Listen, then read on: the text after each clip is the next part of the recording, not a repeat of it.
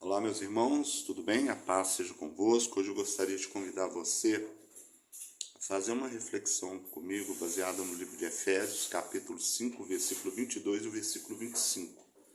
Em Efésios 5, 22 nos diz assim: as mulheres sejam submissas ao seu próprio marido como ao Senhor. E o versículo 25 diz: marido, amai vossa mulher como também Cristo amou a igreja e a si mesmo se entregou por ela.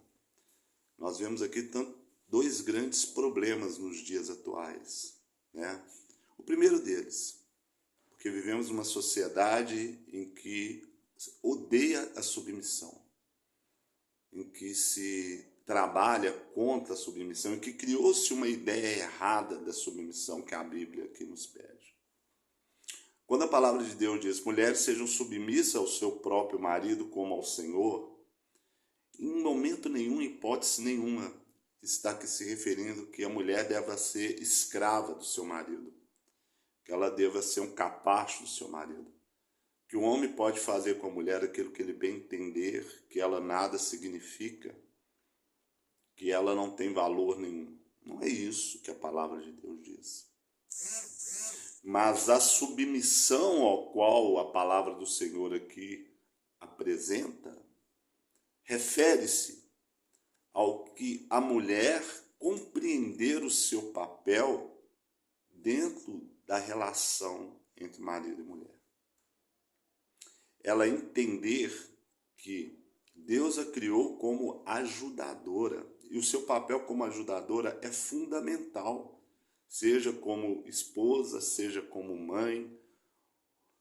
É fundamental o papel da mulher nesse sentido, né?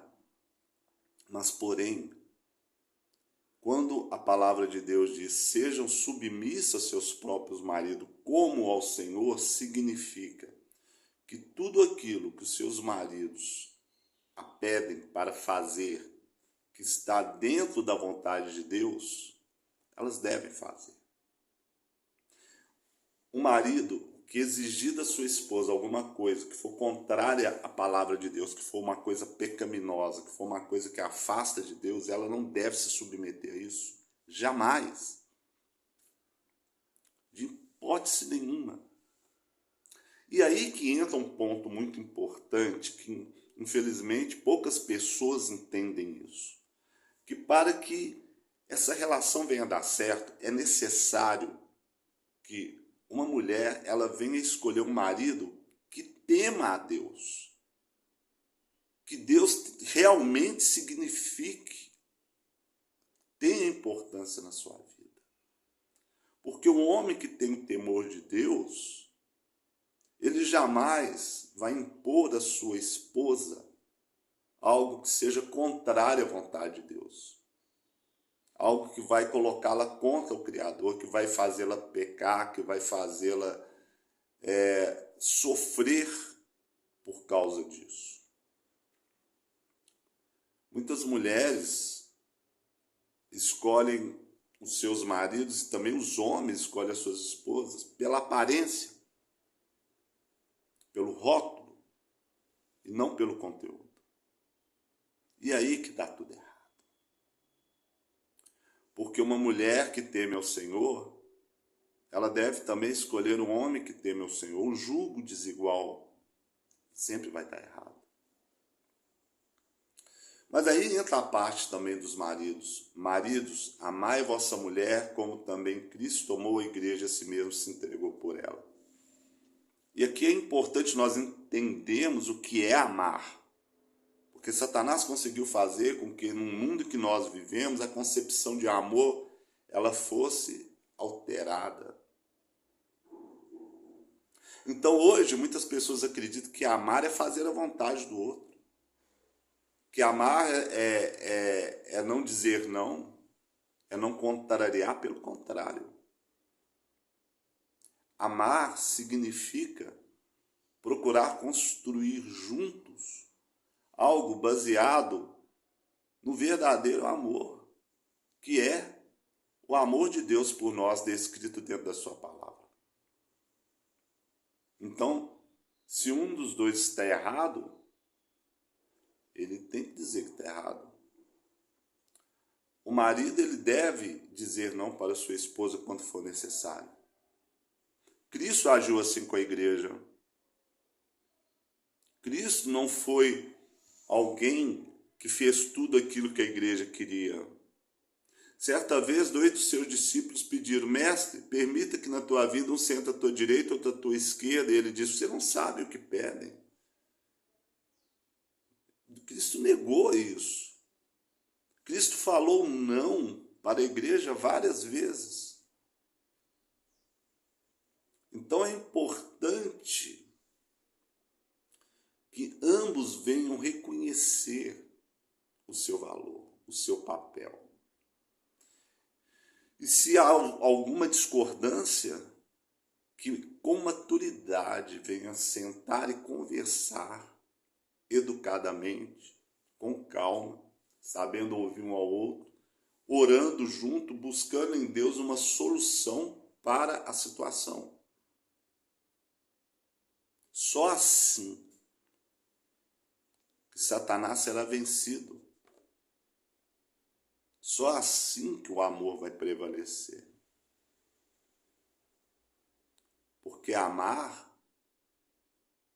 o amor é uma escolha. Você escolhe quem você vai amar, você escolhe se você vai amar o bem ou o mal. E é a partir dessa escolha que vai se criar os sentimentos. Vários sentimentos. De carinho, de afeto, de respeito e muita coisa mais. Então eu venho aqui dizer aos maridos e às mulheres: pense sobre isso. É claro que existe casais que um dos lados sempre vai ser contra, que não tem a humildade, que o orgulho é muito elevado. Não aceito, não quero nada disso, não. Esses prestarão contas ao Senhor. Mas aqueles que realmente querem fazer a vontade de Deus, que querem serem felizes em Cristo Jesus, ambos terão a humildade de conversar, de orar primeiramente, pedindo a direção de Deus, conversar e acertar. E se esforçar cada um em se corrigir, em fazer a sua parte. O problema, o que dá o grande problema é quando a mulher quer mandar no homem e o homem quer mandar na mulher. Marido e mulher não são mandatários. Eles não são mandatários. Eles são um só corpo no Senhor. Assim como quando o Senhor Jesus disse: eu e o Pai somos um.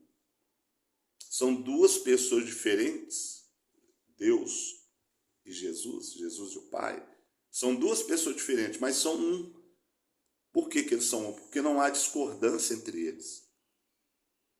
Porque eles vivem numa mesma comunhão. Assim também deve ser o marido e a mulher. Se você, esposa, está insatisfeito com seu marido, chame ele para uma conversa e exponha toda a sua insatisfação. Se você, marido, está insatisfeito com sua esposa, chame-a para uma conversa e exponha a ela toda a sua insatisfação. Mas não desistam do outro, porque Deus odeia o divórcio. Não se entreguem facilmente à vontade de Satanás. Mas saiba que em Cristo Jesus qualquer coisa que foi destruída pode ser reconstruída. E que o amor é a coisa mais poderosa do mundo. O amor vence multidão de pecados. Foi por amor que Deus enviou seu Filho ao mundo,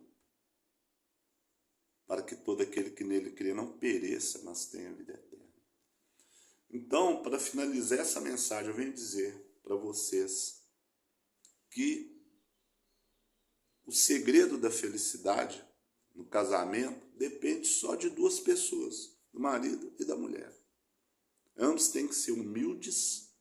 Existem mulheres rancorosas, mulheres que não perdoam, Eu não estou falando de perdoar traição, não. Perdoar o fato de serem contrariadas. E o homem também da mesma forma. Enquanto o eu prevalecer, Cristo não abençoará. Porque tudo só dará certo quando Cristo fazer parte dessa relação. Amém? E para que Cristo faça parte dessa relação, é necessário perdoar 70 vezes 7, é necessário diálogo contínuo, é necessário humildade e parceria. E ambos têm que querer isso. Então, gostaria de deixar para vocês essa reflexão. Que Deus vos abençoe grande e poderosamente. Em nome do Senhor Jesus, Senhor Yeshua Mashiach. Amém.